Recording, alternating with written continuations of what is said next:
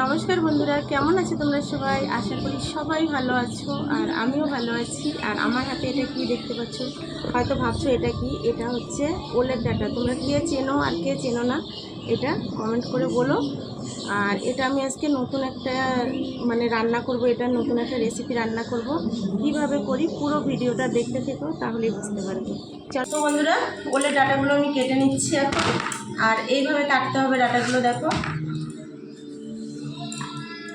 অনেকটা করে ফেলে দিতে হবে।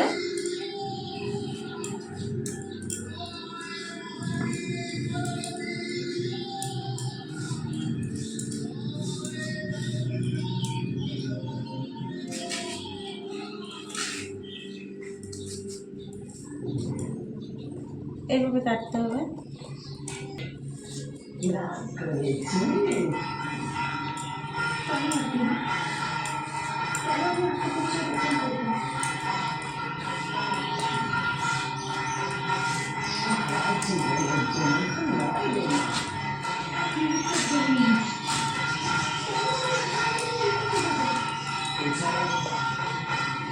আলুটা কেটে নিচ্ছি।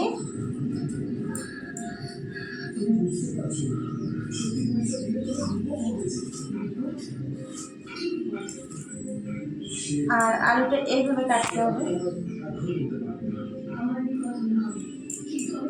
দেখো বন্ধুরা, আলু আর এই ওলের ডাঁটাটা আমি কেটে নিয়েছি।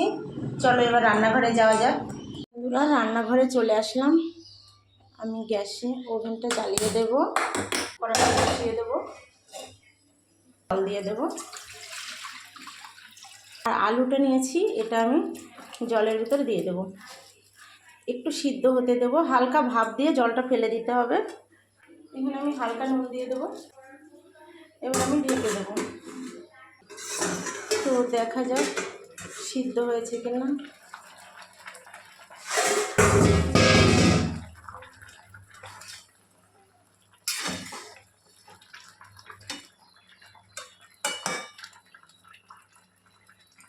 বেশিটা সিদ্ধ করব না, হয়ে গেছে। আমি একটু ভাপানোর জন্যই রেখেছিলাম, পুরো সিদ্ধ হয়নি, হালকা হয়েছে। নামিয়ে নেব। কড়াটা বসিয়ে দিলাম। আমি একটু জল গরম করে নেব। এখানে আমি নিয়েছি কিছু কুচো চিংড়ি। আর এই চিংড়িটা শুকনো চিংড়ি, শুকিয়ে রাখা হয়েছিল সেটা। এই কুচো চিংড়িটা আমি গরম জলটার ভিতরে দিয়ে দেব। জলটার ভিতরে একসাথে দেব না, এখানে আমি জলটা ঢেলে নেব। কিছুটা জল এখানে ঢেলে নিচ্ছি। রোদে শুকানো আছে, এটা আমি গরম জলে দিয়ে দেব।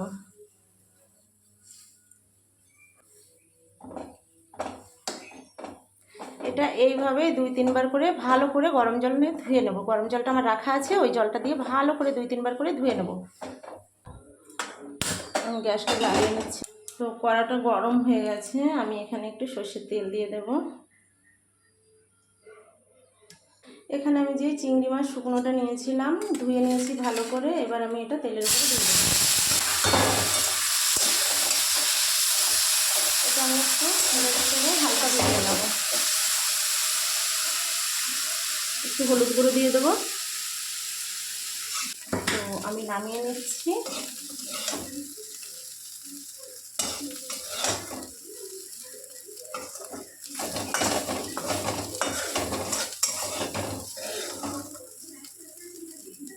কড়াতে আমি সর্ষের তেল দিয়ে দিচ্ছি। তেলটা একটু বেশি দিতে হবে। তো আমার কড়ার তেলটা ভালোভাবে গরম হয়ে গেছে। এবার আমি এখানে নিয়ে নিয়েছি শুকনো লঙ্কা, তেজপাতা আর পাঁচফোড়ন। এটা আমি তেলের উপরে দিয়ে দেব। রসুন কুচি, রসুন কুচি না, রসুনটা থেতো করে নিয়েছিলাম। আমি নিয়েছি পেঁয়াজ কুচি, পেঁয়াজ কুচিটা দিয়ে দেবো।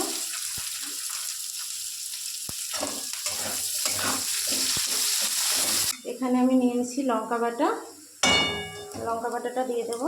লঙ্কা বাটা,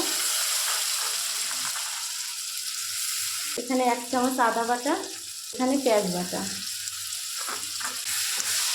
এই মশলাটা ভালো করে ভেজে নেব।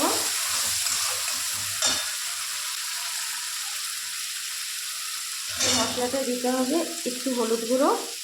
মশলাটা দিতে হবে একটু হলুদ গুঁড়ো, পরিমাণ মতো নুন।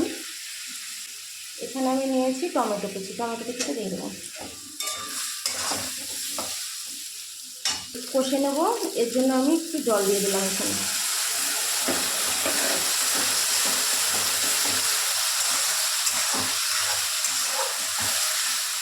এবার মশলাটা তো দেখতেই পাচ্ছ মশলাটা পুরো তেল ছেড়ে দিয়েছে।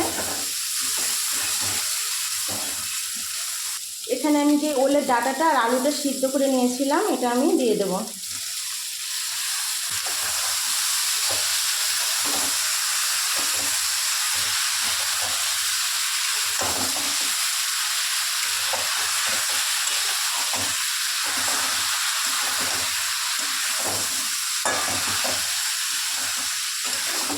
এই রান্নাটা যে মানে খেয়েছে একবার সে বারবার খেতে চাবে, মানে এত টেস্টি লাগে। আমি কিন্তু এর ভিতরে জল ব্যবহার করব না, আমি একটুও জল দেবো না। এতেই আমি এইভাবেই মানে পুরো ভাজা ভাজা করব সুন্দর করে। এভাবেই শুকনো শুকনো রান্না হবে। 10-15 মিনিট লাগবে রান্না করতে, আস্তে আস্তে রান্নাটা হবে, গ্যাসটা একটু কম করা থাকবে। এবার আমি এটা একটু ঢেকে দেবো, 2-4 মিনিটের জন্য ঢাকা থাকবে। উঠিয়ে দেখে নেব।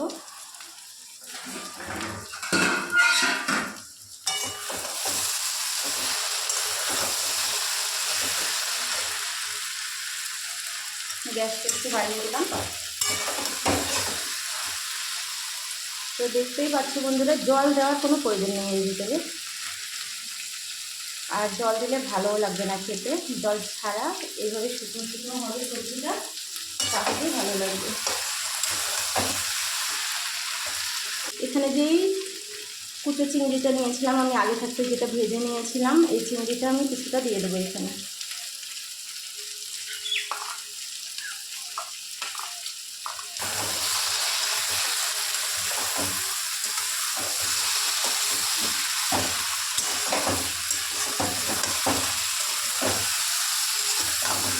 ধনে জিরে এলাচ দারচিনি আগে থাকতে ভেজে বেটে রেখেছিলাম আমি, এটা দিয়ে দেবো আমি উপরে।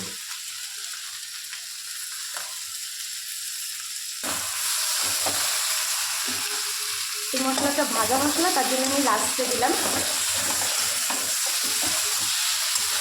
তো এখানে আমি তরকারিটা নামাবো, হয়ে গেছে। এখন আমি ওপর দিয়ে একটু ধনেপাতা দিয়ে দেবো।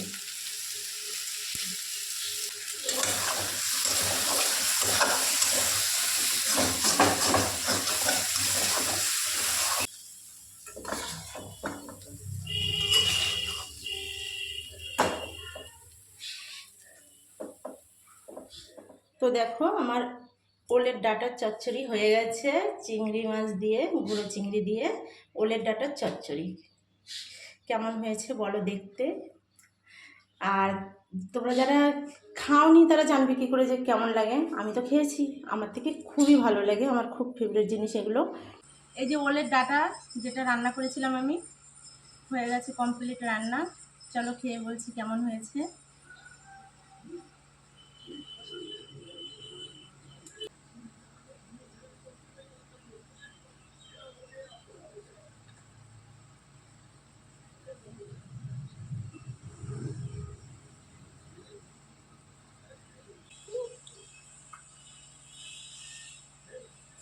খুব সুন্দর হয়েছে ওলের ডাঁটাটা। এভাবে ওলের ডাঁটা রান্না করে তোমরাও খেও ঘরে। তো ভিডিওটা এখানেই শেষ করছি। ভালো থেকো সবাই, সুস্থ থেকো।